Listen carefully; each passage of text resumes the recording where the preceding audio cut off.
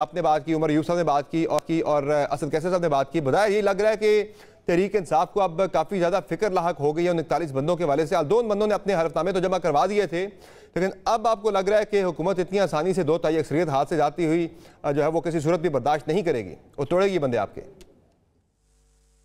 नहीं, बात यह है कि फिक्र तो देखें ना, आपकी जो मेजॉरिटी हो उसको माइनॉरिटी में तब्दील करने की अगर बदमाशी से कोशिश की जा रही हो तो फिर उस पर फिक्र लाख होनी चाहिए। इसमें कौन सी ऐसी अनहोनी बात है। मैं ये समझता हूँ कि सुप्रीम कोर्ट के फैसले की रूह से हमने अपने एफिडेविट जमा करवा दिए। हमारे इन लोगों को इसलिए हरासा किया गया कि ये लोग एक खास नंबर बीच में से डिफेक्ट करवा के जोर जबरदस्ती बदमाशी धौस से ये अपनी 2/3 मेजॉरिटी पूरा करना चाहते हैं, ताकि ये अपने मजलूम इरादे और अपने पता नहीं क्या क्या इनके नेफेरियस डिजाइन है इस मुल्क की आवाम के खिलाफ ये पूरा करना चाहते हैं। अब उनकी हिफाजत करना हमारा फर्ज है।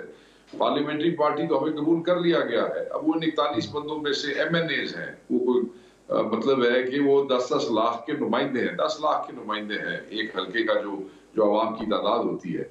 अब उसको पकड़ा जाए, झूठे केस किए जाए, जहां उसको रखा जाए एंटी करप्शन में, उसको खाना देने की इजाजत ना हो, मुलाकातियों की इजाजत ना हो, पुराने 10-15 साल पहले केस उठाए जमीनों के लिए। ये क्या फ्रॉड है? आप लोगों को पागल समझते हैं। देखें, उन्होंने अपने एफिडेविट जमा करा दिए हैं, उनको तंग करने का आपका कोई प्रूफ ही नहीं है। अगर उन्होंने एफिडेविट ना भी जमा कराए होते तो भी आपने इस मुल्क को बनाना रिपब्लिक समझा हुआ है। ये कोई अफ्रीका का कोई थका हुआ कोई 20 लाख को पैसों की ऑफर भी हो रही है, कोई पैसों की ऑफर भी हो रही है, कोई कैरेट एंड स्टिक पॉलिसी है या सिर्फ स्टिक ही है? फिलहाल कैरेट वाली कोई पॉलिसी नहीं है। नहीं, अभी तक तो असद कैसर साहब ने बताया कि ऑफर्स कुछ हुई हैं, मगर जहां तक जिन दोस्तों से मेरी बात हुई है अभी तक तो सिर्फ स्टिक है। देखो, पंजाब में तो स्टिक है। अगर कोई पैसे वाले हैं या कोई ऐसी लुक्रेटिव ऑफर है तो वही होगी कि सनों, मगर इसलिए तो डंडा ही नजर आ रहे थे।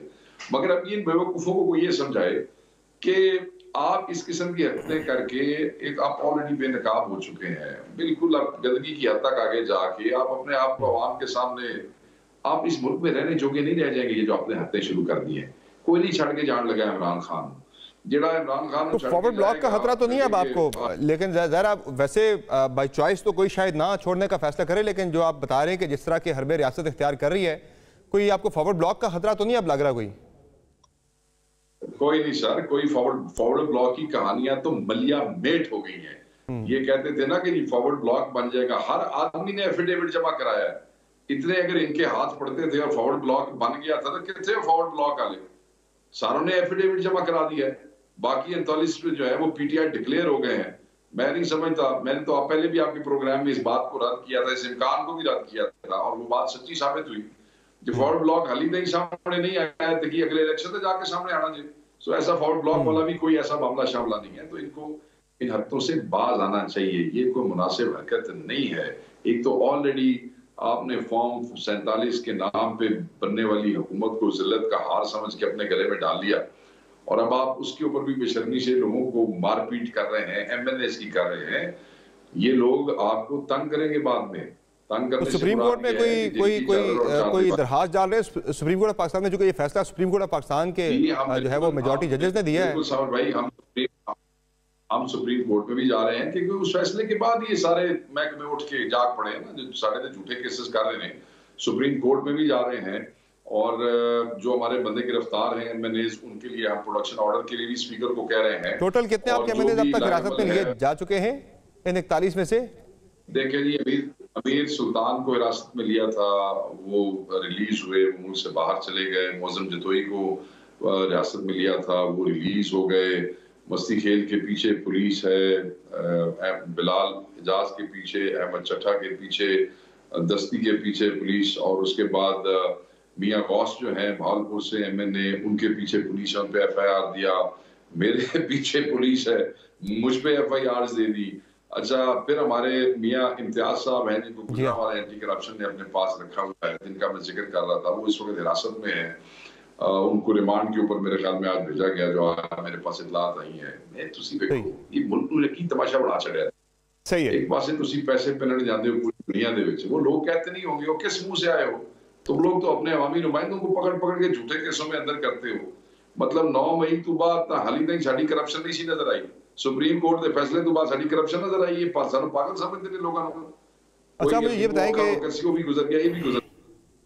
आपने 9 मई का जिक्र किया, उसी पे अगला सवाल कर लेते हैं। ये जो केपी गवर्नमेंट ने एक फैसला किया है, खत लिखा है chief justice Peshawar high court को कि आप इसके जुडिशल कमीशन बना के इंक्वायरी करें, इस पर तो नहीं लगता मुझे कि इदारे इस पर मुतमैन होंगे, चूँकि ज़ाहिर है सुप्रीम कोर्ट ऑफ पाकिस्तान के लेवल पे कोई चीज़ अगर होती है तो शायद उस पर कोई इत्मीनान हो। ये एक बेहतर फैसला है, ये फिजिबल होगा? आपको लग रहा है कि एक्सेप्टेबल भी होगा इदारों को भी, जिनसे आजकल आप न्यूट्रल होने की बातें कर रहे हैं, पैगाम भेज रहे हैं? सर इदारे देखें ना, इदारे मुतमिन हो या हो, हम कोई किसी इदारे को या अदालत को हम अपनी साइड लेने के लिए तो नहीं कह रहे। हम इदारा फरीक है सर, इदारा फरीक है। सारे मामले में इदारे की जो यादगारें थी शुदा की, उन पे अटैक हुआ था ना सारा। बड़े बादशाह आदमी हैं आप, बड़े बादशाह है। असी किसी पटवारी को दरखास्त देती है, असी किसी डिप्टी कमिश्नर को दरखास्त देती है, या असा एसएचओ कोतवाली को देती है दरखास्त। हमने अगर जुडिशल कमीशन के लिए कहा है तो हाई कोर्ट के ऑनरेबल जजेस को कहा है, तो अगर उस पर किसी इदारे का कोई मौकफ होगा तो अदालत में आ जाएगा। कोई लड़ने वाली गल तो नहीं, ये तो कोई इख्तलाफ वाली गल नहीं है। अगर वो नामुतमईन हो तो हम उनसे रिक्वेस्ट करते हैं कि आप सुप्रीम कोर्ट चले जाएं। हम सुप्रीम कोर्ट चले जाते हैं, वहां से करा लें। असं तो सिर्फ ये दसना चाहते हैं भाई ਜਿਹੜਾ ਸਾਡੇ ਤੇ इतना बड़ा इल्जाम लाया गया ਉਹਦੇ ਹਕਾਇਕ ਵੇਖ ਲਓ, ਬਸ ਅੱਲਾ ਖੈਰ ਸੱਲਾ। वो अदालत में जाना तो सबका राइट है, ਤੁਸੀਂ ਜਾਨੋ ਉੱਥੇ भी नहीं जान देते। सही। और दूसरी मैं आपको ये भी बता दूं, वो 9 मई के हवाले से आपने जिक्र किया अपनी गुफ्तगू में, वो जो फैसला आया खान साहब के रिमांड के हवाले से, मैं जरा अगर आप कहें तो मैं 2 लाइनें उसमें से आपको पढ़ के सुना दूं तो वो लोगों के लिए भी ठीक हो जाएगा। अगर आप इजाजत दे दें मुझे, सिर्फ 2 लाइनें मैं आपको पढ़ के सुना देता हूँ। जिस्मानी जज साहब कह रहे हैं लाहौर हाई कोर्ट ने जुडिशल मजिस्ट्रेट को आईने पाकिस्तान पढ़कर रिमांड देने की ताकीद की है। जरा नोट करें अजय, लाहौर हाई कोर्ट ने जुडिशल मजिस्ट्रेट को आईने पाकिस्तान पढ़ के रिमांड देने की ताकीद कर दी। जिस्मानी रिमांड देते वक्त जजेस आइन का आर्टिकल 10 भी देखें। आइन के तहत किसी की आजादी पर गैर कानूनी कदम नहीं लगाई जा सकती। और साथ वो कह रहे हैं कि साल तक इन 12 मुकदमात में दरखास्त गुजार को गिरफ्तार ही नहीं किया गया। ठीक हो गया जी।